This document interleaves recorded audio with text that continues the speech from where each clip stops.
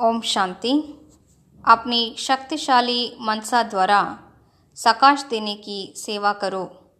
தனது சக்தி வாய்ந்த மனதின் மூலமாக சகாஷ் கொடுக்கக்கூடிய சேவை புரியுங்கள். अभी मनसा की क्वालिटी को बढ़ाओ तो क्वालिटी वाली आत्माएं समीप आएंगी. இப்போது உங்களது மனதின் தரத்தினை அதிகரித்தீர்கள் என்றால் தரம் வாய்ந்த ஆத்மாக்கள் அருகாமையில் வருவார்கள். इसमें डबल सेवा है, स्व की भी और दूसरों की भी. இதில் இரட்டை சேவை இருக்கிறது. சுயத்தின் சேவையும் இருக்கிறது, பிறருக்கும் சேவை நடக்கிறது. स्व के लिए अलग मेहनत नहीं करनी पड़ेगी. प्रारब्ध प्राप्त है, ऐसी स्थिति अनुभव होगी.